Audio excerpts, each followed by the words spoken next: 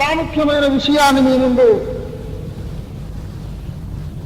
ప్రకటించాలని, మీతో పంచుకోవాలని ప్రత్యేకమైన భారం కలిగి ఉన్నాం. చదవబడిన లేఖన భాగంలో ఈ ప్రత్యేకమైన మాట కనబడుతోంది. మీరందరూ ఒక్క భావముతో సువార్త విశ్వాస పక్షమున పోరాడుచు తగినట్లుగా ప్రవర్తించుడి. ఏ ఫిలిప్పీయులారా, ఫిలిప్పీ పట్టణమందున్న క్రైస్తవ సమాజమా, మీరు సువార్తకు తగినట్లుగా ప్రవర్తించండి. సువార్త ప్రకటించుచున్న మనం, సువార్తను నమ్ముచూ ఉన్న మనం, సువార్తను నమ్మి బాప్తిస్మం పొందిన మనం సువార్తకు తగినట్లుగా ప్రవర్తించాలి అంటున్నాడు. సువార్తకు తగినట్లుగా ప్రవర్తించుట అనేది ఒక విశాలమైన అంశం. సువార్తకు తగినట్లుగా ప్రవర్తించడం అనే విశాలమైన అంశంలో ఎన్నెన్నో విభిన్నమైనటువంటి విషయాలు అందులో ఉన్నాయి. సువార్తకు తగినట్లుగా ప్రవర్తించడంలో ఒక భాగం, ఒక ప్రత్యేకమైనటువంటి అంశం ఏమిటంటే సువార్త పక్షమున పోరాడుట. We are soldiers of Christ who are willing, who are dedicated to fight on behalf of the gospel of Jesus Christ. మనము సువార్త పక్షముగా పోరాడవలసిన ఆవశ్యకత ఉన్నది. ఈ రాత్రి కాలమందు నేను ప్రకటిస్తూ ఉన్నాను, నా యవ్వన ప్రాయంలో, నా బాల్య ప్రాయంలోనే ఈ మహాపోరాటానికి నన్ను నేను అర్పించుకున్నాను, అంకితం చేసుకున్నాను. I have decided that I will spend my lifetime fighting for the gospel of Jesus Christ. క్రీస్తు సువార్త పక్షముగా పోరాడుటలో ఒక సైనికుడుగా జీవించి సువార్త పోరాటంలోనే మరణించాలని నా బాల్య ప్రాయంలో దేవుడు నాలో భారం పుట్టించాడు. We are here to fight for the gospel. ఎందుకో తెలుసా? సువార్త పక్షముగా పోరాడవలసిన అవసరం ఎందుకు కలిగింది? అనేకులు సువార్తకు విరోధంగా పోరాడుతున్నారు కనుక ఈనాడు మనం సువార్త పక్షంగా పోరాడాల్సి వచ్చింది. There are forces and persons, organizations in this world that are fighting against the gospel. సువార్తకు విరోధంగా పోరాడే వాళ్ళు ఉన్నారు కాబట్టి సువార్త పక్షముగా పోరాడే వాళ్ళు కావాలి. ఇప్పుడు అదే ఫిలిప్పీ పత్రిక 3వ అధ్యాయం 18వ వచనంలో ఈ మాట మాట్లాడుతున్నాడు పౌలు. అనేకులు శిలువకు శత్రువులుగా నడుచుకొనుచున్నారు. అనేకులు క్రీస్తు సువార్తకు శత్రువులుగా నడుచుకొనుచున్నారు.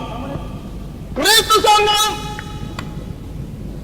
కల్వరి కొండలో యేసు పొందిన ఆ భయంకర శ్రమలో నుండి పుట్టింది. క్రీస్తు ప్రభు యొక్క సంఘం, క్రీస్తునందున దేవుని సంఘం శిలువ శ్రమలో పుట్టింది. అపోస్తలులు పొందిన శ్రమల ద్వారా వ్యాపించింది. సంఘం బలహీనపడింది. ఎప్పుడంటే సుఖాలు ఎక్కువైనప్పుడే బలహీనపడిపోయింది. అసలు మా గుర్తు చెబుతున్నా, మీరు మమ్మల్ని పాడు చేయాలనుకుంటే మీరు మమ్మల్ని బాగా సుఖపెట్టడం, మేము పాడైపోతాం. దేవుడి స్తోత్రం. నిజంగా పాడు చేయాలనుకుంటే ఏం చేయండి? మమ్మల్ని బాగా సుఖపెట్టేసేయండి, మేము పాడైపోతాం. కానీ మమ్మల్ని మీరు ఎంత కష్టపడి కొంత బలపడిపోయి దేవుని స్తోత్రం కలిగి ఉన్నదాకా హల్లెలూయా. దేవుని సంఘం కష్టపడుతుందంట. నువ్వెంత రాళ్ళు రుమితే అంత కష్టపడిపోతావు.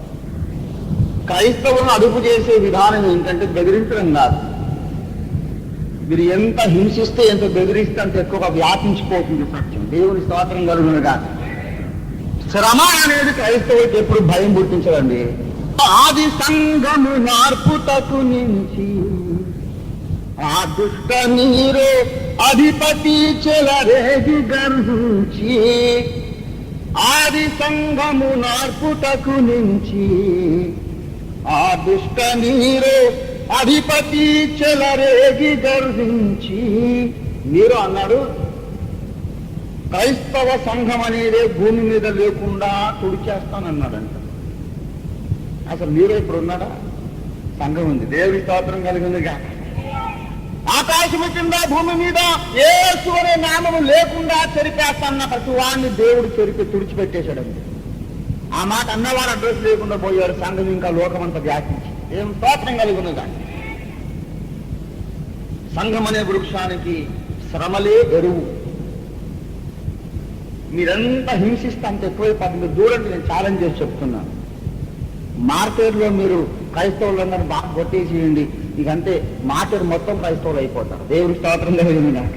హల్లెలూయా. పశ్చిమ గోదావరి, తూర్పు గోదావరి, ఇండియా మొత్తం ఇంటర్నేషనల్ అయిపోతారు అంతే. దేవుడి స్తోత్రం కలిగింది. హల్లెలూయా. అదంతా అది తిరకాసు. మరి అదే లోకానికి అర్థం కావట్లేదు. ఇదేమిటండి బాబంటారు అంతే మరి. ఎందుకంటే దేవుని ఆలోచన వేరు, మన ఆలోచన. శ్రమ అనేది దేవుడు మాకు నియమించాడు. ఈ లోకానికి, పిచ్చి లోకానికి అర్థం కాలేదు. అందుకని సైతాను గారు ముందు తప్పడు చేశాడు. అపొస్తలుల కార్యాలు 8వ అధ్యాయంలో అంటాడు, ఆ కాలమున యెరూషలేములో ఉన్న సంఘమునకు గొప్ప హింస కలిగి ఉండగా అపొస్తలులు తప్ప మిగిలిన వాళ్ళందరూ చెదిరిపోయిన వాళ్ళు ఏం చేశారు?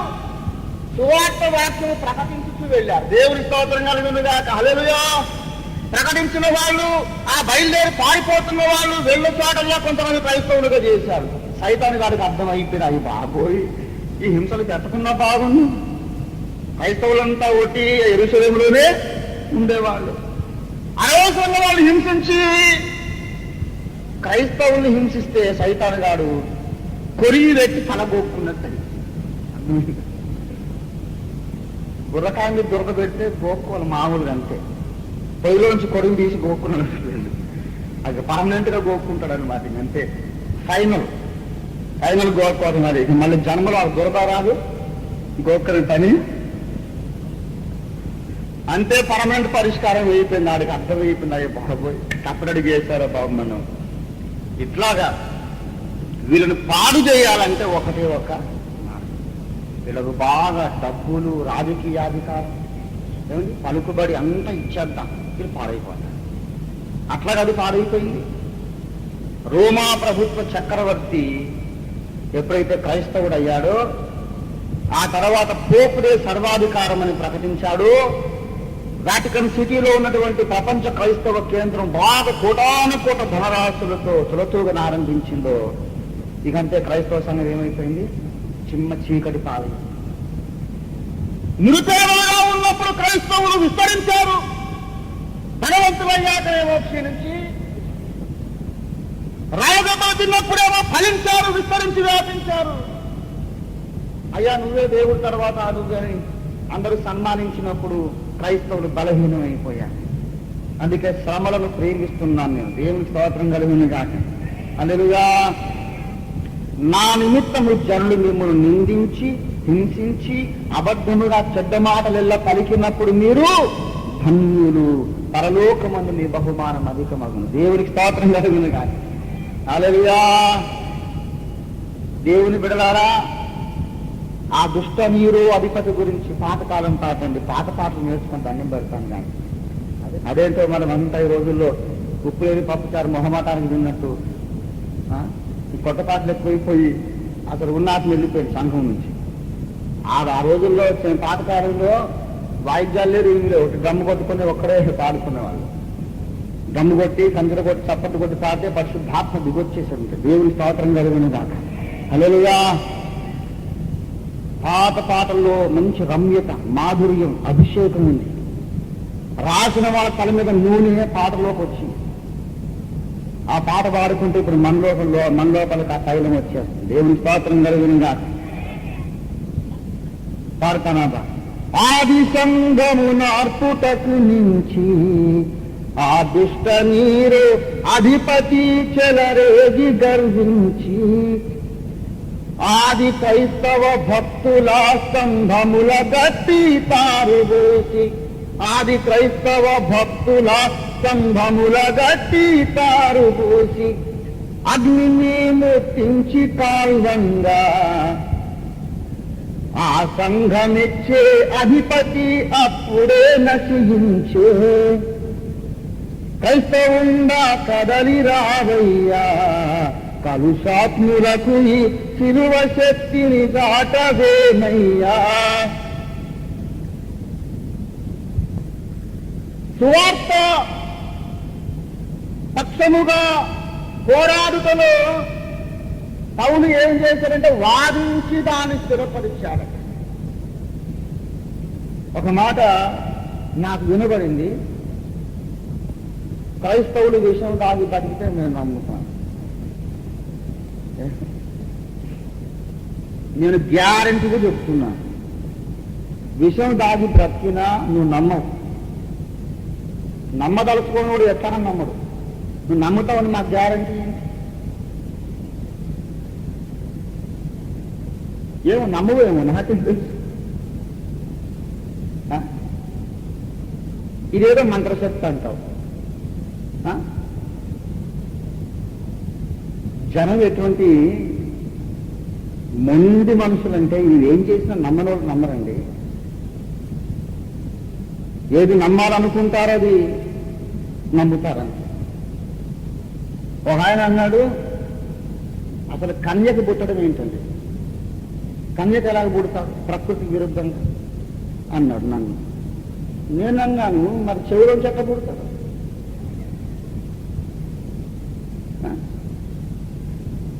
ఈపులో చెక్క పుడతాడు. ఒక మొగాయనే అన్నట్టు కూడా ఉంది. మరి దాకే అదెట్లా సాధ్యం? మొగాడు అన్నాడని నమ్ముతాడు, చెవులోంచి పుట్టాడని నమ్ముతాడు, ముక్కులోంచి పుట్టాడని నమ్ముతాడు, కానీ కన్యకు పుట్టాడంటే నమ్మాలనుకున్నది ఎంత అపదిడ్డంగా నమ్ముతావు. నీకు ఇష్టం లేని ఎంత రుజువు చూపెట్టినా నేను చెప్తున్నాను, సైకాలజీ అంతా తెలిసితో చెప్తున్నాను. A man always believe what he wants to believe, not what is rational, not is what is reasonable. ఎన్ని చూపెట్టినా సరే నమ్మవంటే. ఒక ఆయన అన్నాడు, యేసు ప్రభు వారు చనిపోయిన వాళ్ళని లేపాడని మీ బైబిల్లో ఉంది, యేసు ప్రభు మార్పు చెందలేదు అంటారు కదా. ఇప్పుడు ఒక శవాన్ని మీ ముందు పెడతాను, మీరు లేపగలిగితే కనుక మేమందరం క్రైస్తవం అయిపోతాం. నేనన్నాను, నేను చచ్చిన లేపనంతే. ఎందుకో తెలుసా, నువ్వు నమ్మితే నమ్ము, నమ్ము ముట్టకు పోవయ్యా. నువ్వు నమ్మాలని నేను లేపాలని అవసరం నాకే ఉంది. నేను వాడిని లేపాలనుకో ఈ కథించడంతో ఆగదు. ఇంకోటి వచ్చి ఇంకో శవం చేస్తాం. ఏమండి, ప్రతివాడు వచ్చి మా నాన్నమ్మ వచ్చిపోయిందని మీరు లేకుండా అంట. లేపరనుకో గొడవ, వాళ్ళ మేనమామ లేపో, మా నాయనమ్మ ఎందుకు లేకుండా నువ్వు వాడే నువ్వు చూడటం నేను కాదా అని వీరండి. వీరు గొడవ పట్టి తట్టుకోలేదు, వీళ్ళు నానమ్మ లేపాను అనుకో, ఎల్లుండి ఇంకో మా తాతగారు వచ్చేది లేపమంటాడు. ఇక ప్రతి వాడు లేకపోయింది అనుకో, గవర్నమెంట్ వాళ్ళు నన్ను అసలు అరెస్ట్ చేసి లోపల పెడతాను. ముందే జనాభా సమస్య చచ్చిపోతే నువ్వెక్క దొరికావు బాబు, అసలే ప్రాబ్లం ఉంది. ఉన్న వాళ్ళకి తిండి లేదు, చచ్చిపోతే పోయేదే మేము సంతోషపడుతుంటే, అందరూ లేపుగా కూర్చుంటే జనాభా సమస్య ఏమైపోతుంది, నిరుద్యోగ సమస్య, ఆహారం లేదు, తిండి లేదు. అందుకని మేము లేపం ఏమి తోటం లేదు. ఇది అంతులేని కథ, అర్థమైందా? ఒకవేళ ఒక అందరి ఒక కుంటో నీ దాకా పట్టుకొస్తానండి, నువ్వు బాగు చేస్తే నేను బాగు చేయనంటే. ఎందుకంటే ఇప్పుడు కుంటాన్ని బాగు చేసి ఇంకోటి క్యాన్సర్ కూడా వస్తాడు. వాడిని బాగు చేయకపోతే లేనిపోయిన గొడవ.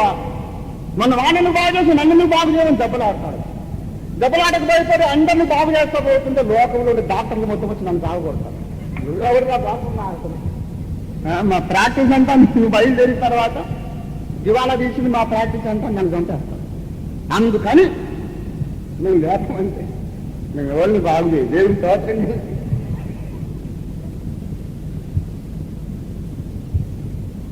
నేనంట ఒక కుంటోడు బాగు చేసి నమ్ముతానంట. అసలు నేను నమ్మనండి, నువ్వు నమ్ముతావనే సంగతి నేను నమ్మను పో అంతే. నువ్వు కావాలనుకుంటే రుజువులు ఆల్రెడీ ఉన్నాయి. ఇదివరకు బాగా అనుకుంటోడు చాలదంట, నెరవేరినటువంటి సూచనలు చాలవంట. దేవుడు ఎన్నో రుజువులు ఇచ్చాడు. ఆ ఇచ్చిన రుజువులన్నీ వాటికి మీద పారేసి మళ్ళీ కొత్త రుజువులు దేవుడు ఇస్తాడు. ఎన్నో రుజువులు ఉన్నాయి, ఆల్రెడీ బైబిల్లో ఉన్నాయి, లోకంలో ఉన్నాయి. దయచేసి మీరు అపొస్తలుల కార్యాలు మొదటి అధ్యాయం, మొదటి 3వ వచనం చదవండి దయచేసి. ఆయన శ్రమ పడిన తరువాత 40 దినముల వరకు వారికి అగపడుతూ దేవుని రాజ్య విషయములను గురించి బోధించుచు ఏమండి అనేక ప్రమాణములను చూపి వారికి తను తాను సజీవునిగా కనబరుచుకున్నాడు. ప్రమాణములు అనగా ఆ కింద ఫుట్నోట్లు ఏముందండి, అనేక రుజువులను. దేవుని బిడ్డలారా, యేసు ప్రభు యొక్క సువార్త నమ్మదగినదా కాదా అనే విషయానికి ఇదివరకే ఎన్నో రుజువులు ఇచ్చాడు. ఆయన రుజువులు లేకుండా మొండుగాదన కాదు మాది, నీది మొండుగాదన. ఈ కుంటోని బాగు చెయ్యి, ఆ చెవిటోని బాగు చెయ్యి, ఈ చచ్చినవాడిని లేపు, ఇక నాకు ఇదే ఉద్యోగం. నువ్వు ఒకరిని చచ్చినవాడిని లేపిన తర్వాత లోకంలో తప్పి చచ్చినోడు లేకమని అందరూ పట్టుకుంటారు నన్ను. నాకు తెలియదేంటి మీ ఉద్దేశం, మాకు తెలియదా? అది కాదు పద్ధతి. ఇదివరకే దేవుడు మనకు ఎన్నో రుజువులు ఇచ్చాడు. యథార్థవంతులకు ఆ రుజువులు, యథార్థత లేని వాడికి ఇంకా 1,00,000 రుజువులైనా చాలా. అర్థమైందా? ఎన్నో రుజువులు ఇదివరకే ఉన్నాయి. If you are honest in searching and asking this question, if you are honest truth seeker, then the already offered proofs are enough for you. For a dishonest man, a million more proofs will not do. అంతే.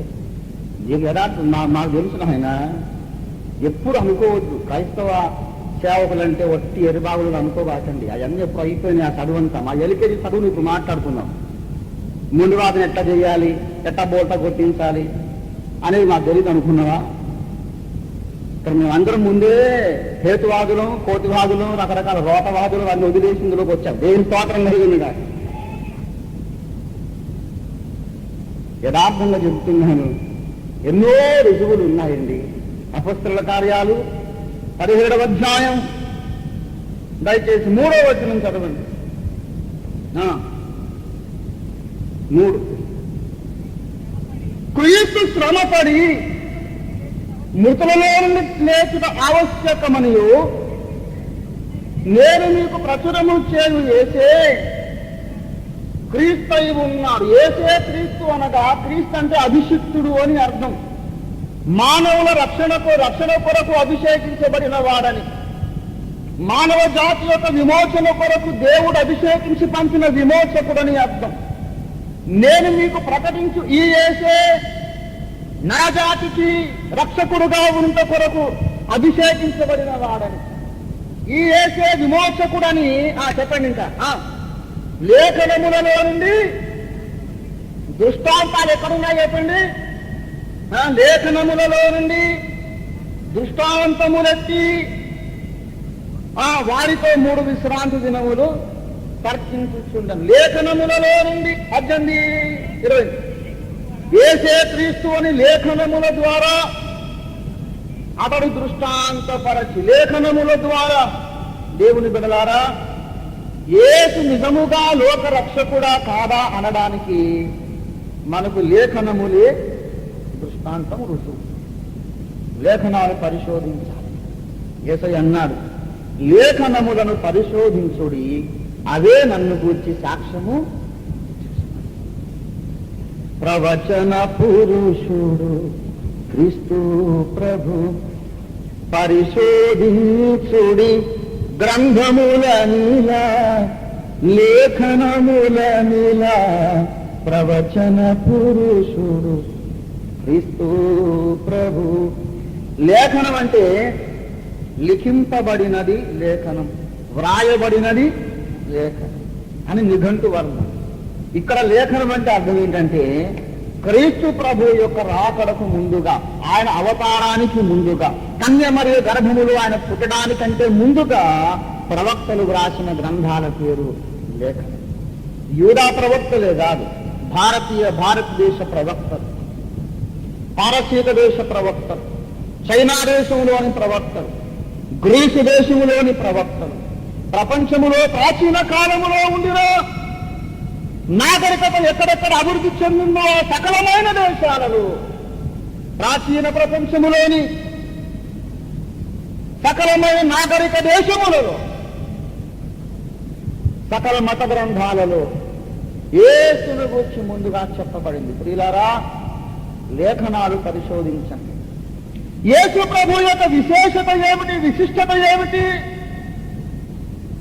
పరమగీతంలో అడిగారు, ఏమో వేరు ప్రియుని కంటే నీ ప్రియుని విశేషమే. ఈ రోజుల్లో అనేకులు అడుగుతున్నారు, దేవతలు పడిన వారు అనేకులు ఉన్నారు కదా, వేరు దేవతల కంటే యేసుదేవుని విశేషమేంటని అడుగుతున్నారు. ఎన్నో ఉన్నాయి చెప్పుకోవాలంటే, దాని ఒకటి మాత్రం చెబుతున్నాను ఈ రాత్రి కాలం. అవతారము కంటే ముందుగానే ఆయన యొక్క జన్మము, జీవితము, మరణము, తిరిగి లేచుట, సకలమైన సంగతులు యేసు లోకములు అవతరించడానికంటే 1000 సంవత్సరాలు ముందుగానే వ్రాయబడి తూచా తప్పకుండా ఆ తరువాత నెరవేరినాయి. ఇలాంటి చరిత్ర ప్రపంచంలో ఇంకా ఏ ఇతర ప్రవక్తకు కానీ, మత సంస్థకు కానీ, మత స్థాపకునికి కానీ లేదు లేదు లేదు. అవతారాలు అనబడిన వారు చాలా మంది ఉన్నారండి. దాని వాళ్ళందరి చరిత్ర, వాళ్ళు పుట్టి చచ్చి మట్టికి మన్నైపోయాక తీరుబడిగా ఎవరో కూర్చొని రాశారు.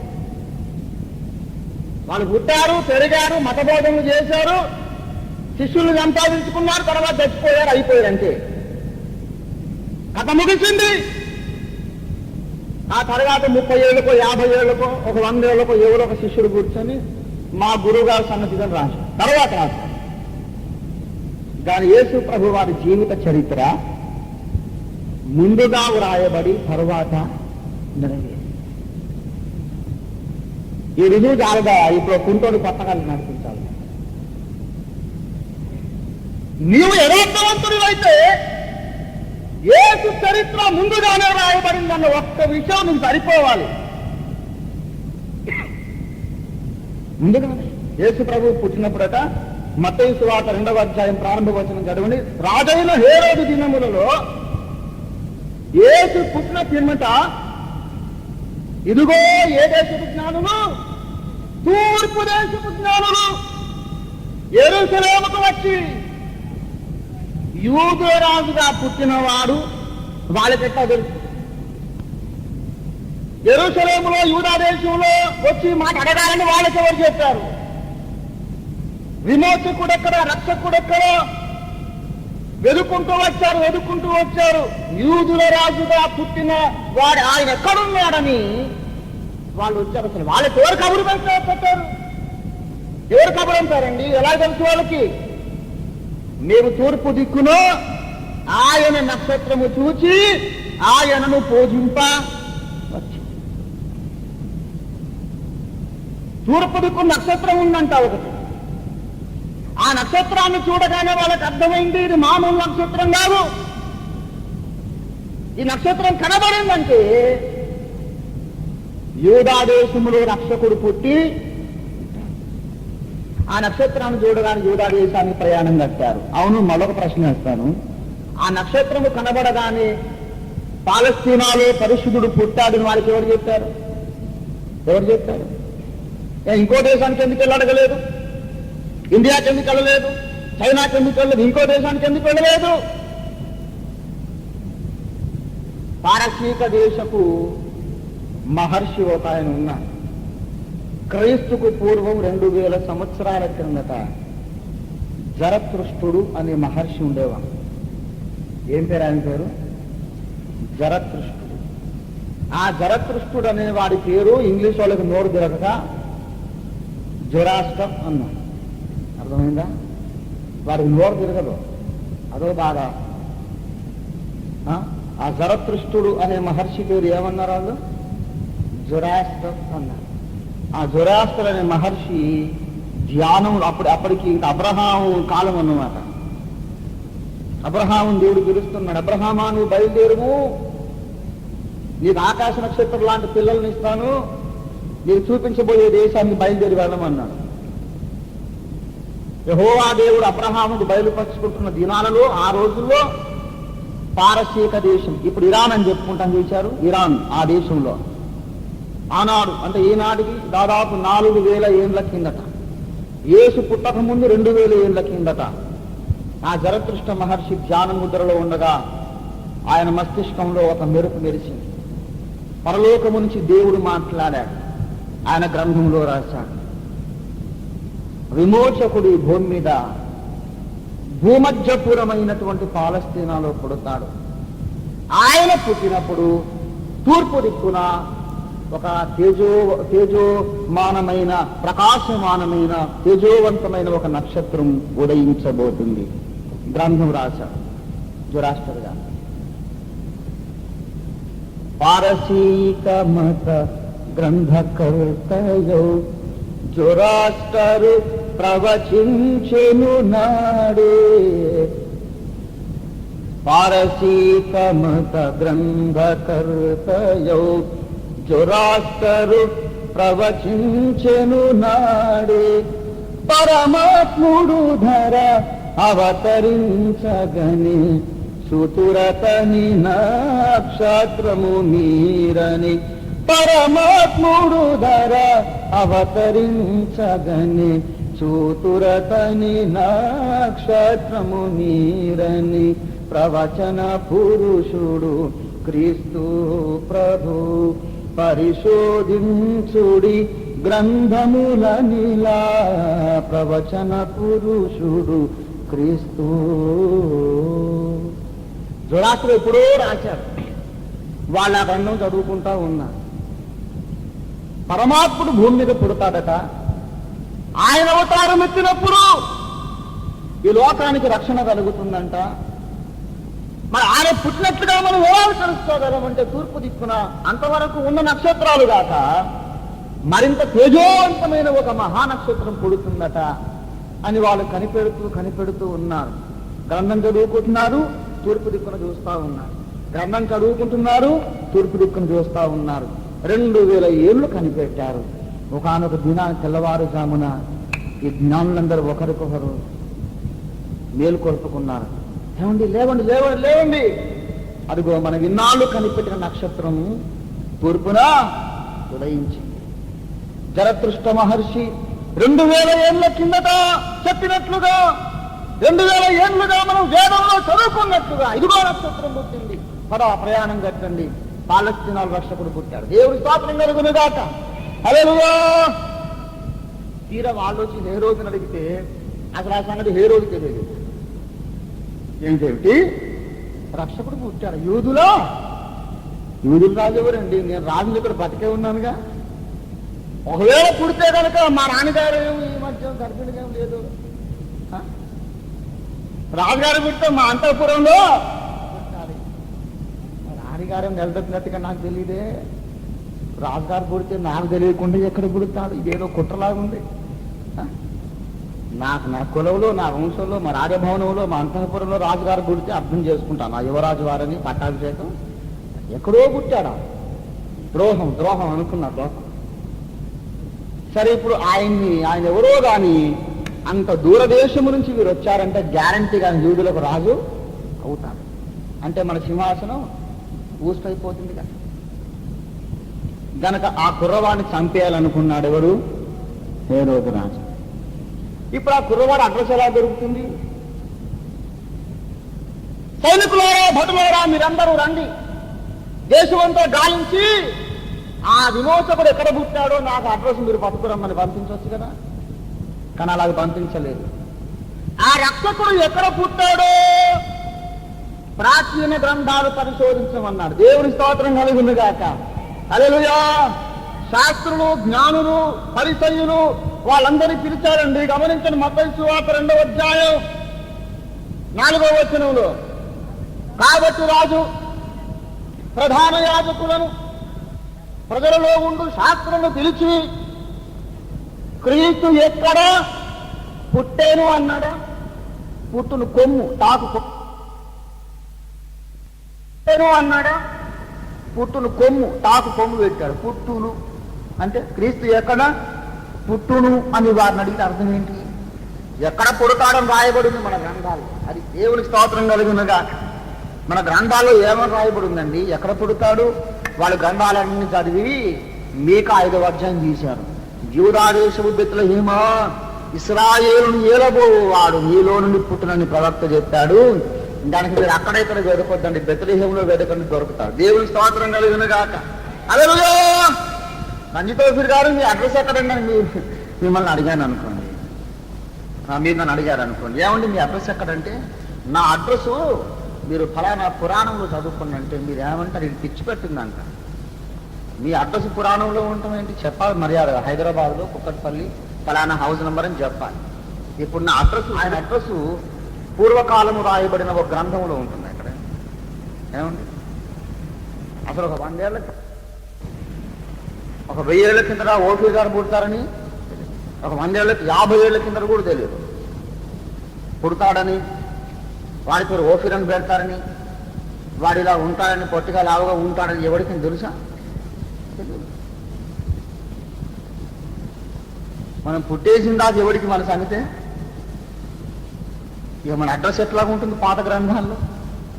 ఇదిగో సర్వ విశ్వ చరిత్రలో ఈయన అడ్రస్ ఆయన పుట్టక మునిపే వ్రాయబడిన గ్రంథాల్లో వ్రాయబడినటువంటి చరిత్ర ఒక యేసుకు మాత్రమే ఉంది. దేవునికి స్తోత్రం కలుగునుగాక.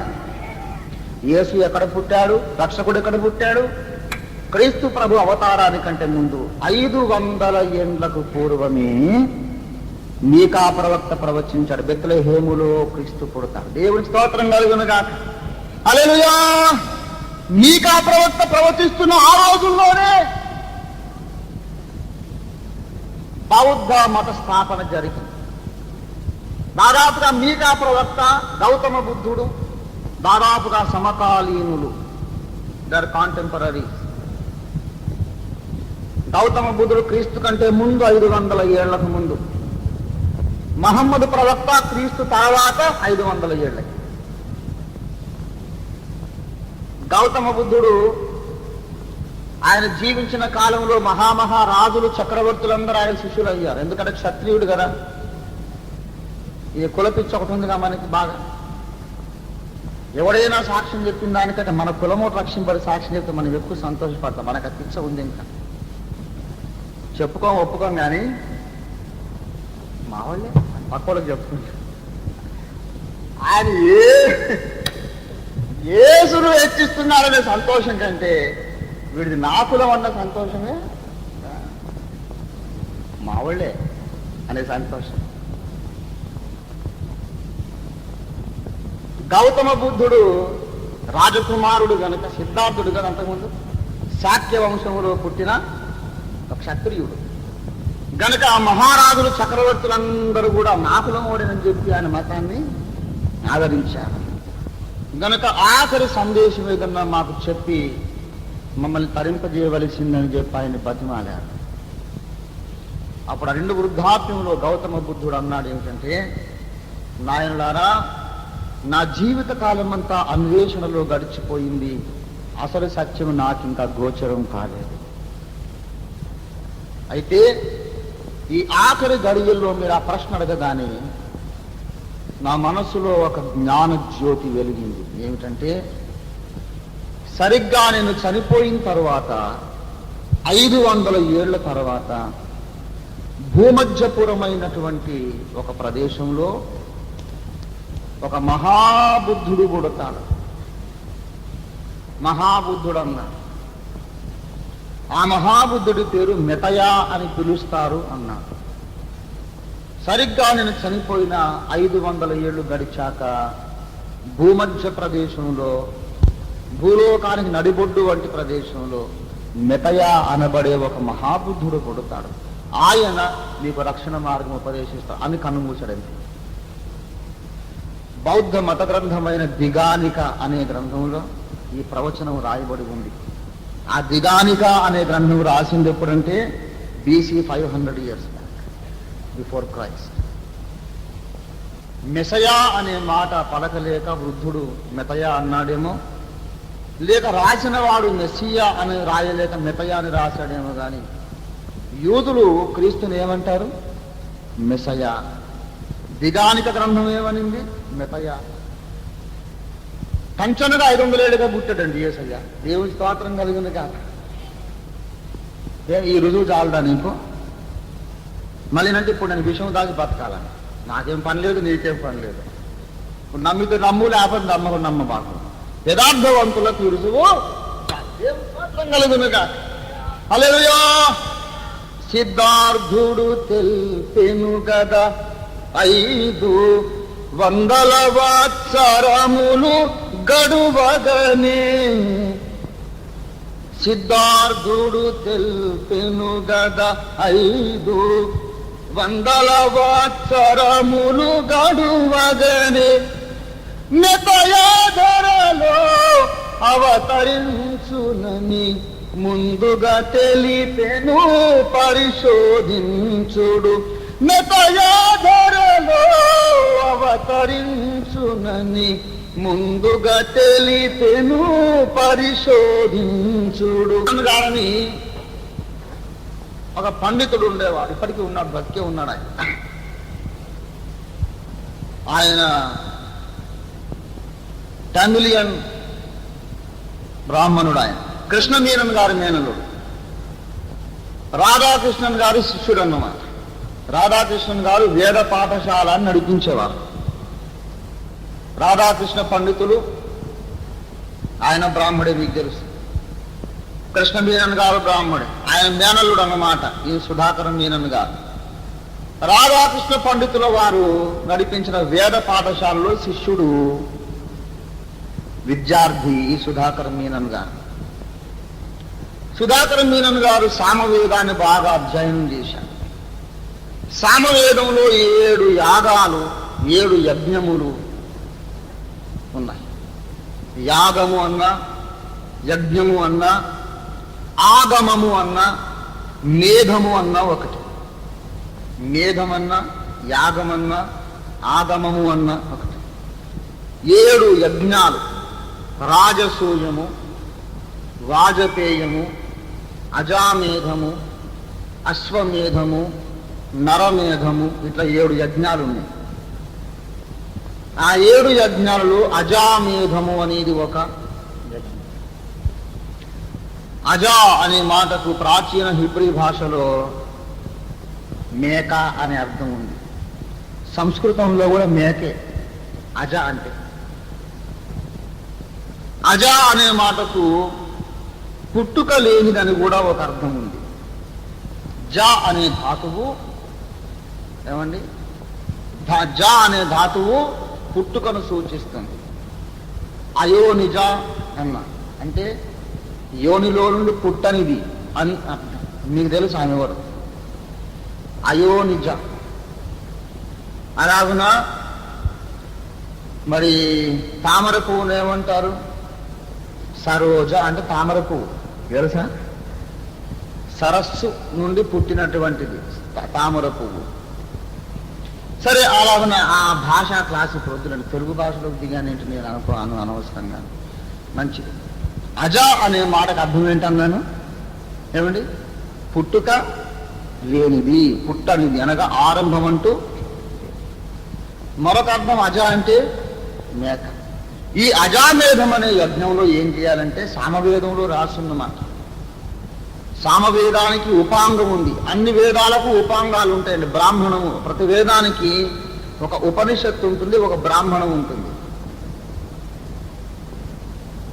అయితే సామవేదానికి ఉన్న ఉపాంగం పేరు తాండీయ మహాబ్రాహ్మణం అనే ఉపాంగము. పాత నిబంధన, కొత్త నిబంధన చూసారా మనకి? అలాగనమాట. పాత నిబంధనలోని అనేక విషయాలు కొత్త నిబంధనలో పౌలు భక్తుడు వ్యాఖ్యానిస్తాడు కదా. అలా వేదాలకు ఉపాంగాలు ఉన్నాయి, తెలుసుకోవాలి. మరి యేసుప్రభు అంటే ఇష్టం లేదాయే? బైబిల్ అంటే ద్వేషం అయ్యే నీకు? పోనీ నీ గ్రంథంలో ఉన్న సంగతి చెబుతున్నా. బైబిల్ నమ్మబాబు, పోనీ సామవేదం నమ్ముతావా? అది నమ్మకపోతే ఇది నమ్మకపోతే ఇది ఎందుకండి మనం వేస్ట్ మాట్లాడకూడదు? ఏదో ఒకటి నమ్ము. పోనీ ఖురాన్ నమ్ముతావా? అందులో చెప్తాను నేను. ఏ నమ్ముతావు నువ్వు? ఏది నమ్మితే అది మాట్లాడతావు.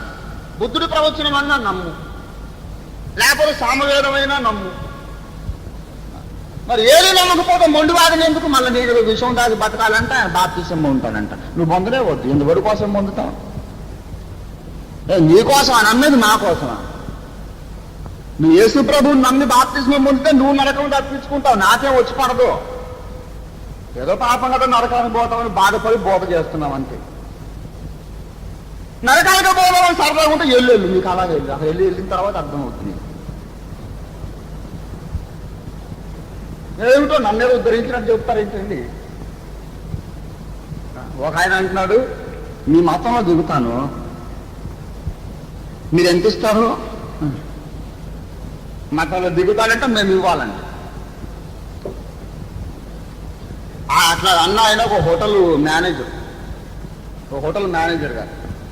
నేనన్నాను, మతంలో దిగితే మేము నీకు ఇచ్చుకోవడం ఏంటండి, నువ్వు మాకు ఇచ్చుకోవాలి. కానీ ఎవరన్నా మీ హోటల్కి వచ్చి నేను మీ హోటల్లో పూరి తింటే మీరు నాకు ఎంత ఇస్తారు అన్నాను అనుకో, నీకు ఎలా ఉంటుంది? వీడికి మెంటలు వచ్చిందని అనుకుంటావు. ఏంట్రా నువ్వు పూరి తింటే నేను నీకు ఇచ్చుకోవాలా? బుద్ధి ఉందా లేదా? నాకు పిండి ఖర్చు, నూనె ఖర్చు.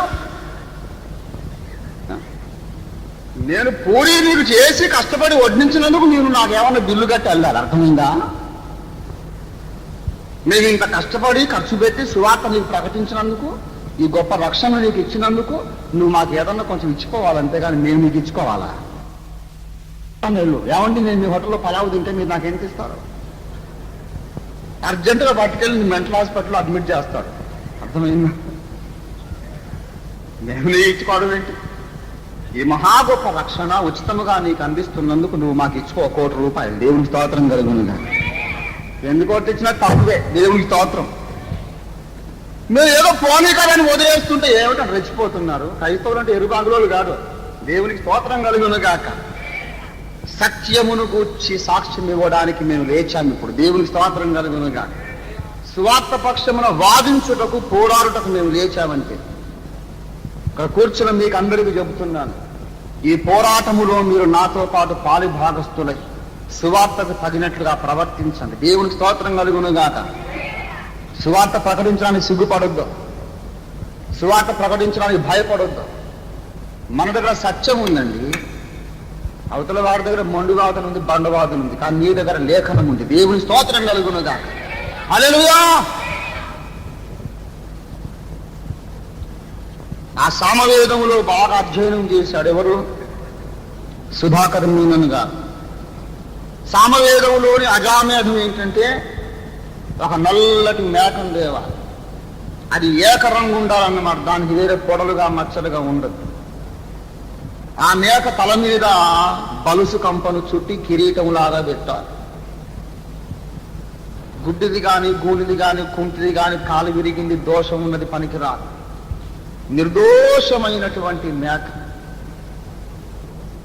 దాన్ని తీసుకువచ్చి తల మీద ముళ్ళ కంపను కిరీటంగా బలుసు కంప చుట్టి పెట్ట,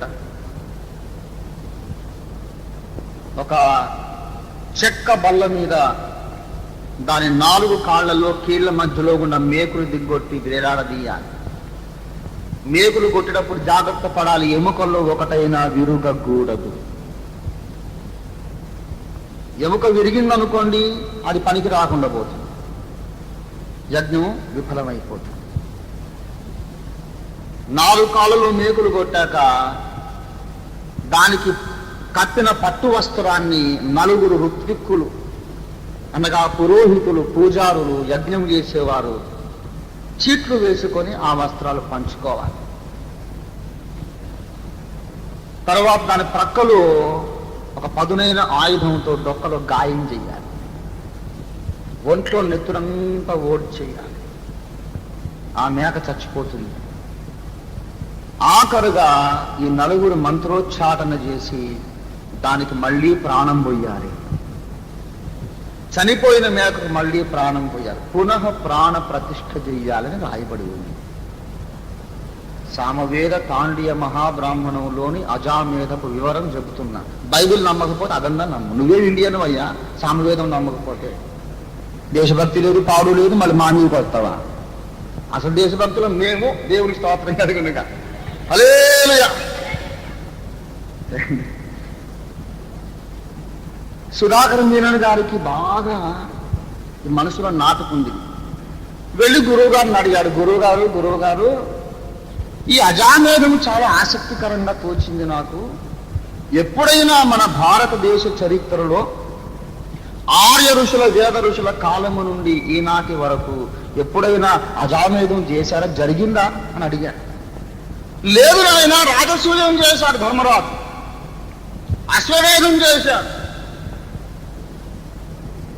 కానీ అన్ని యాగాలు చేశాడు, కానీ అజామేధం ఒక్కటి జరగలేదు నాయన. ఎప్పుడు జరగలేదు చరిత్ర. ఎందుకు జరగలేదు?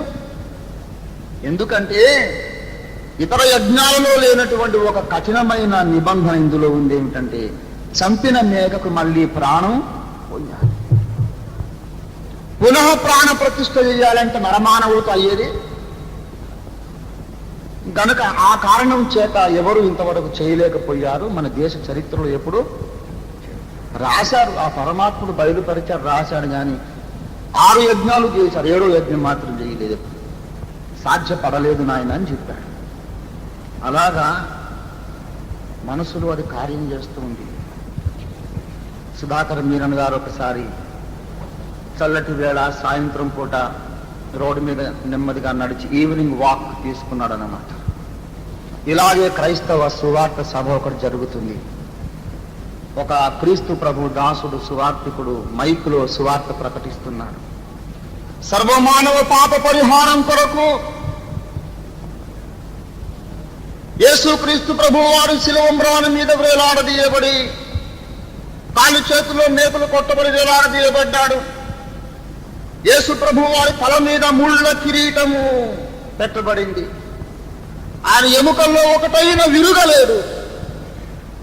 ఆయన ధరించిన వస్త్రాలను ఆ సైనికులు చీట్లు వేసి పంచుకున్నారు. ఆయన ప్రక్కలో బల్లెంతో గాయం చేయబడి రక్తమంతా ఓడ్చబడింది. ఆయన 3వ దినమున సజీవుడిగా లేచాడు. ఆయన ఆ సువార్తికుడు ప్రకటిస్తుండగా తక్కువని ఆగిపోయాడంట రోడ్డు మీద. ఏమిటి? ఎముకలు విరుగకుండా మేకులు కొట్టబడి వేలాడదీయబడ్డాడు ఆ చెక్క మ్రాను మీద. తల మీద ముళ్ళ కిరీటమా, ప్రక్కలో బల్లెంపోటు గాయమా, మళ్ళీ బ్రతికి లేచాడా? ఆశ్చర్యపడి వెంటనే సర్వేపల్లి రాధాకృష్ణన్ గారి దగ్గరికి వెళ్ళాడు. గురువు గారి దగ్గర వారి ప్రయాణం కట్టాడు. ఏమండి గురువు గారు, అజామేధపు యజ్ఞం ఎక్కడా జరగలేదన్నారు. నిన్న సాయంత్రమే క్రైస్తవ సువార్త సభ ఒకటి జరుగుతుందని అనుకోకుండా ఆ దారే వెళుతూ నేను ఈ మాటలు వినటం జరిగింది. యేసు ప్రభు వారు కల్వరి శిలువ మీద వేలాడి మరణించిన విధానానికి, అజామేధములో మేకను చంపిన విధానానికి చాలా దగ్గరి పోలికలు ఉన్నాయి. అదే ఇదేమో అనుకుంటున్నాను, మీ అభిప్రాయం ఏంటని అడిగాడంట. నాయన, నీకు సత్యం దొరికింది, ధన్యుడివి, వెళ్ళదే నమ్ముకోమన్నాడు. దేవుడికి స్తోత్రం కలిగిందిగా. హల్లెలూయా. ఎవరో విషయం దాగి బతకాలి, నన్ను దేవుణ్ణి బతుకు చూపెట్టాలని పిచ్చి ప్రశ్న వేయలేదు. సామవేదంలో ప్రవచనం ఉంది, క్రీస్తు జీవితంలో నెరవేరుతుంది. వేదములను గౌరవించేవాడు తప్పక యేసు నమ్మి తీరా. నాకలోకములను సృజించిన నాథుడేసుని గొలువరే, మోకరించుచు సిలువదాపున, మోకరించుచు సిలువదాపున శ్రీకృపాలుని బిల్వరే. నాకలోకములను సృజించిన నాథుడేసుని గొలువరే, సంధియము నీకేలగలిగెను సామవేదము చదువరే, సంధియము నీకేలగలిగెను సామవేదము చదువరే. అందునుండు ప్రజాపతవుడు, అందునుండు ప్రజాపతవుడు అరయ యేసుని గానరే. నాకలోకములను సృజించిన నాథుడేసుని గొలువరే. ఆ సామవేద ప్రవచనము యేసులో నెరవేరగా చూశాడు. సుధాకర్ మీనన్ గారు వెంటనే వెళ్లి బాప్తిస్మం పొందాడు.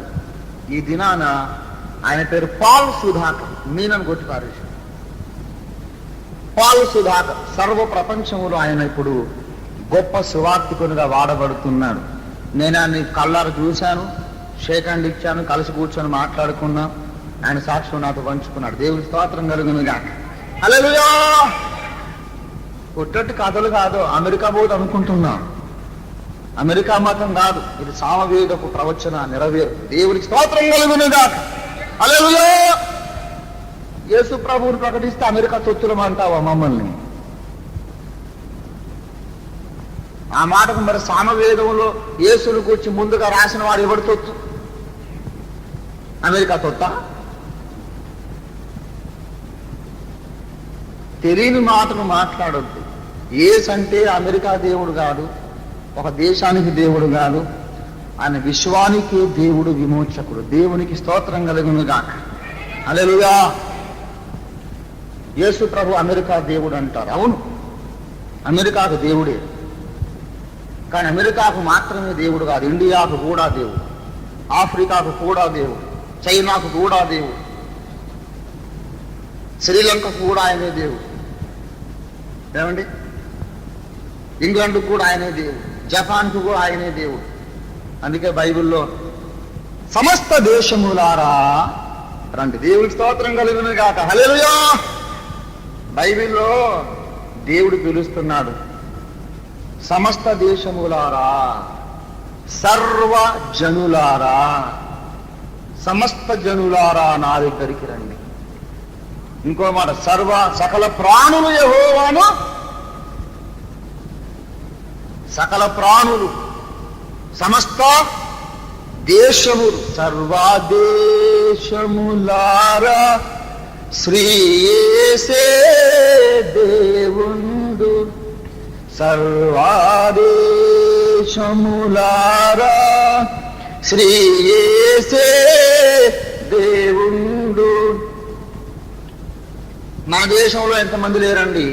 ఆ అమెరికా దేవుడే రావాల్సి వచ్చాడని మీకు అంటున్నారు. ఉన్నారెందరో ఉన్నారు, చెప్పుకోవడానికి ఏమి లాభం? ఎవరి చరిత్ర కూడా యేసు చరిత్రగా ముందే వ్రాయబడలేదు. దేవునికి స్తోత్రం కలుగును గాక. హల్లెలూయా. దేవుని బిడ్డలారా, సత్యాన్వేషులారా, ఒక మాట చెబుతున్నాను. యేసు ప్రభు వారు అమెరికాకు దేవుడు, ఆ దేవుడు, ఈ దేవుడు అనబాకండి. ఇప్పుడు సూర్యుడు ఉన్నాడు. ఈ సూర్యుడు అమెరికాకు సూర్యుడు అంట. అబద్ధమా రైటా? అమెరికాకు కాదా సూర్యుడైనా? అమెరికా వాళ్ళకి ఎండ ఇచ్చేది ఎవరండి? ఏమేగా. జపాన్ కూడా ఈ సూర్యుడే, పాకిస్తాన్ కూడా ఈ సూర్యుడు, ఇండియాకు కూడా, సర్వలోకానికి సూర్యుడు ఒక్కడే. దేవుని స్తోత్రం కలిగినగా. అన్ని కులాలకు ఆ సూర్యుడు. ఏమండి? భూసురోత్తములకు ఈ సూర్యుడే, మాలమాది వాళ్ళకు కూడా ఆయనే. మరి సచ్చినట్టు మరి ఏం చేస్తామండి? ఆ మాలవాడు ఆ ఎండలో ఉంటే నేను ఎండలో ఉండను. మాలవాడు నేను ఒక సూర్యకాంతిలో ఉండదమా అంటే మురిగిపోయి సస్తావు ఎక్కడో నీడలో కూర్చుని రోగాలు చేసి, జబ్బులు చేసి. మాల, మాదిగ, రెడ్డి, కమ్మ, కాపు, కమ్మరి, కుమ్మరి, చాకలి, మంగలి, బ్రాహ్మణులు, వైశ్యులు, ఏ కులమైనా ఏ మతమైనా ఇంకా దిక్కులేదు అంటే ఆ ఒక్క సూర్యుడే. దేవునికి స్తోత్రం కలిగింది. కానీ హల్లెలూయా. కురానికో ఏ సూర్యుని పెడితే కురానికో సూర్యుడు ఉండడు. ఒరే వర్షం వచ్చిందిరా, మనం లేచి వ్యవసాయం చేసుకుందాం, భూమి దుక్కి దున్నాలి, ఈసారి టైంకే వర్షం వచ్చింది, పద అని చెప్పి అన్నాడు అనుకోండి తండ్రి. ఈ కొడుకు అంటాడు, నాన్న వర్షం రాగానే సంబరం కాదు, అది మన కులం వర్షమో కాదో కనుక్కుంటాడు.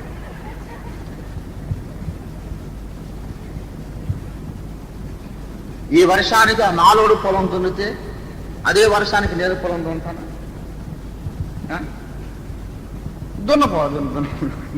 దున్నబాకు, నువ్వే నష్టపోతావు. ఏమండి? మాలోడి పొలానికైనా అగ్ర కులస్తుడి పొలానికైనా ఒకటే వాన, దిక్కులేదంతే. దేవునికి స్తోత్రం కలుగునుగా. గత్యంతరం లేదు.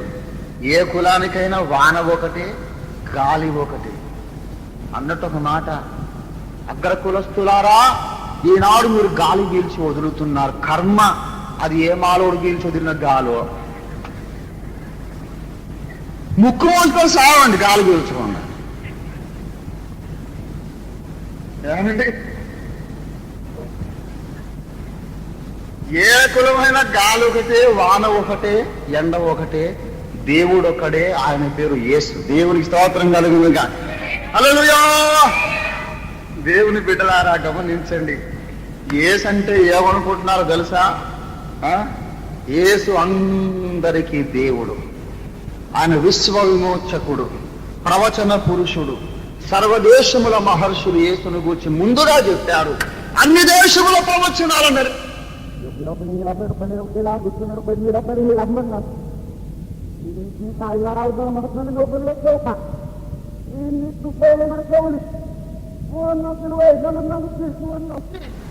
వేద వేదాంగముల ప్రవచనాలు యేసులో నెరవేరడం కళ్ళారా చూసినా కూడా నమ్మకుండా ఉండేవాడికి, నేను ఒక చచ్చిపోయిన వాడిని లేపినా నమ్మడు, నేను విషయం రాగి బతికినా నమ్మడు. నిజంగా యథార్థవంతుడు అయితే లేఖనములలోని నెరవేర్పుడు దృష్టాంతాలు యేసులో నెరవేరగా చూసి నీ యేసుని నమ్మాలంటే. దేవుని స్తోత్రం కలుగును గాక. హల్లెలూయా, హల్లెలూయా. దేవుని బిడలారా, ఆఖరణ ఒక్క మాట చెప్పి ముగిస్తాను. ఒక ఆయన అన్నాడు, మీరు ఈ మతం చెప్పి దేశం అంతా పాడు చేస్తున్నారండి, పాడు చేస్తున్నారు. అలాగనైనా మరి మీదే మతం? అసలు నాది మతమే కాదండి, మేము దేవుని నమ్మం, మేము హేతువాదులు. నేను ఏం వాదంట? హేతువాది. మేము నాస్తికులు, మా దేవుడిని మేము నమ్మమండి.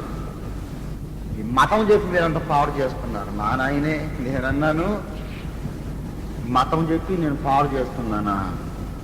ఏమండి, నువ్వేమో ఆ హేతువాదం చెప్పి నువ్వు దేశాన్ని బాగు చేస్తున్నావా? పోనీ మరి యేసుక్రీస్తు ప్రభు సువార్త విని విశ్వాసం ఉంచి నమ్మి బాప్తిస్మం పొంది త్రాగుడు మానుకోళ్ళలో ఉన్నవాళ్ళు ఉన్నారు. త్రాగుడు, వ్యభిచారము, నరహత్యలు, దొమ్మిలు, దోపిడీలు మానుకొని భక్తులైపోయిన వాళ్ళు ఎందరో ఉన్నారు. నేరాలు చేస్తూ పాపంలో బతికి సమాజానికి చీడపురుగులుగా ఉన్న వాళ్ళు ఎందరో సువార్త విని బాగుపడ్డారు, పరిశుద్ధులయ్యారు, సమాజానికి ప్రయోజనకారులైపోయారు. నువ్వు నీ హేతువాదం చెప్తే ఎవడు బాగుపడ్డాడు? నాకు తెలియక అడుగుతాను. మనిషి కోతిలో నుంచి పుట్టాడు అని నువ్వు చెప్తే ఏమిటి అన్నయ్య, కోతిలోంచి పుట్టామా? వాయబ్బో, ఎంత గొప్ప సంగతి, కోతిలోంచి మనం పుట్టామా? అన్నయ్య, ఇంకా ఇవాళ నుంచి నేను నీకు తాగను అన్నయ్య అని ఎవడని అన్నాడా? అమ్మో అమ్మో అమ్మో, మనం కోతిలోంచి పుట్టావుట అన్నయ్య, ఇక మనం సిగరెట్ తాగకూడదు, మన కళ్ళు సారం మానేయాలి, చుట్ట తాగకూడదు అని ఎవడని అనుకున్నాడా?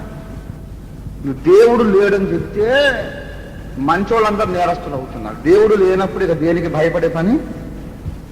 పాప భీతి లేదు. ఏమండి, దైవ భీతి లేకపోతే పాప భయం. మంచి వాళ్ళందరూ నరహంతకులు అయిపోతున్నారండి. నీ కోతివాదం విని దేశాన్ని పాడు చేసేది నువ్వు, నేను కాదు. వ్యభిచారుల్ని, త్రాగుబోతుల్ని, సమాజానికి ఉండే చీడ పురుగుల్ని క్రీస్తు సువార్త బాగు చేస్తూ దేవుడి స్తోత్రం కలుగునుగాక. హల్లెలూయా. సిగ్గుపడొద్దు. సువార్తను ప్రకటించడానికి నేను సిగ్గుపడేవాడిని. సువార్త నమ్మి బాగుపడ్డ కోట్ల జీవితాలు ఉన్నాయి. పాపములో బ్రతికేవారు, అశాంతిలో బ్రతికేవారు యేసునందు రక్షణ పొంది, శాంతి సమాధానం పొంది, శరీర ఆత్మీయ ఆరోగ్యం పొంది సమాజానికి సేవ చేస్తూ బ్రతుకుతున్నారు. దేవునికి స్తోత్రం కలుగును గాక. యేసుని నమ్మినందుకు చెడిపోయిన వాడు ఒక్కను చూపెట్టున్నారు. ఏంటి తెలియని మాటలు మాట్లాడతావు? సువార్త ఈ సర్వలోకానికి ఉన్న ఏకైక రక్షణ మార్గం యేసుక్రీస్తు సువార్త. మరి ఎవని వలన రక్షణ కలుగదు? ఆకాశము క్రింద మనుషులలో ఇవ్వబడిన, భూమి మీద ఇవ్వబడిన మరి ఏ నామములో కూడా మనము రక్షణ పొందలేం. ఈ నామమునని రక్షణ పొందాలి, రక్షణ పొందాలి, రక్షణ పొందాలి, రక్షణ పొందాలి.